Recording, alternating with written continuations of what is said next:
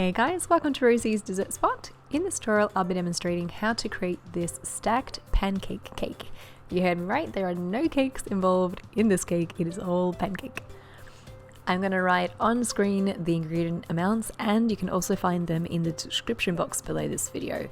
Basically, you want to mix all of your dry ingredients together, mix it through with a whisk to make sure it's all well combined. And then do the same with your wet ingredients. First, grab your milk, cut up some lemons and squeeze the lemon juice of one lemon into your milk to create buttermilk. Or you can just buy it from the grocery store already made. Into the milk, I'm going to add in my butter, eggs, and also my vanilla extract again. All ingredient amounts will be listed in the description box below. Give it a whisk to combine, make well in your dry ingredients and pour the wet mixture into the dry. Whisk gently, slowly combining the two together. You don't want to overmix. Once it's just about almost completely incorporated, divide it into the colors that you'd like, so into some different bowls, and add in gel food color. Mix that through until it is colored fully and divide it into some pouring containers. I've lined a frying pan with a little bit of canola spray and then squeezing some pancake batter into the center of each color so you have these rings. Grab a chopstick or a skewer and just create a little pattern for interest. Let that cook on one side for at least 2 minutes or so on medium to low heat. Pop it over, let the other side cook for another half a minute or so until it's all dry and cooked through. Repeat the process. I ended up making 5 of these pancakes in total to create that height of the cake. It was about 4.5 inches in height. And you'll know when your pancake is ready when it's lost most of its gloss and it's bubbled like this. You'll notice at the edges especially, it loses its gloss pretty quickly. That's when you know it's ready.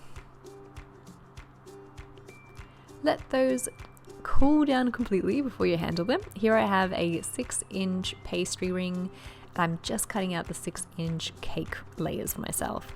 If you don't have a pastry ring, you could simply cut a circle, pop it over your pancake as like a stencil, and then just cut around your circle instead. Again, let that cool completely, cover it so it doesn't dry out, and pop it into the fridge until it's cool. In the meantime, we're going to create our filling. So this is going to be a nice cream cheese and cream filling. All the ingredient amounts will be in the description box below. And I'm whisking that on high speed until it creates nice stiff peaks. Apply a little bit of that mixture onto a cake board. Apply your first pancake on top, and this is maple syrup that I am brushing all over the pancake for moisture and also for taste. As if you're working with the regular cake, treat it just like so. You have your filling as if it were the buttercream, just creating a small layer of that. And onto there, I'm adding blueberries and strawberries. You could add anything else that you enjoy on your pancakes. A little bit of extra cream to make sure the next layer sticks on top. And you're literally repeating the process until you've built your cake.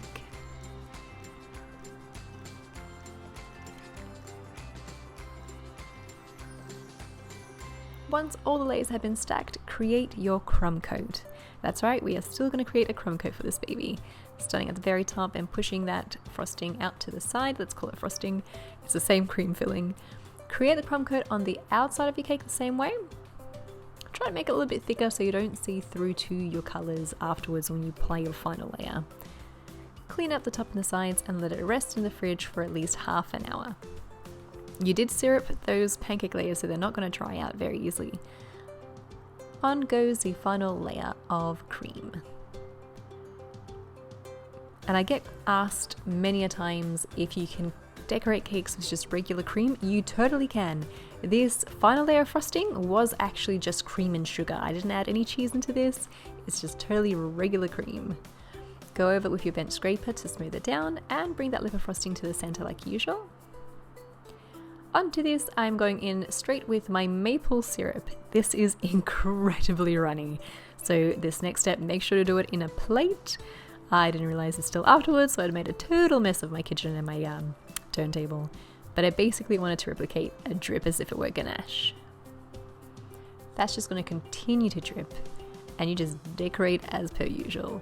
Creating a ring of berries at the top, starting with the blueberries, going in with the strawberries, and then for added interest, I cut up a few lemon slices as well. I tend to have my pancakes with lemon and sugar. What do you guys enjoy? Let me know in the comments below and we can probably make a cake like it. Once that's done, clean up your cake board and you're ready to eat. This would last in the fridge probably not longer than 2 days because pancakes can dry out. However, you do have that cream filling which is going to keep it nice and moist for at least 2 days. And there you have the finished product.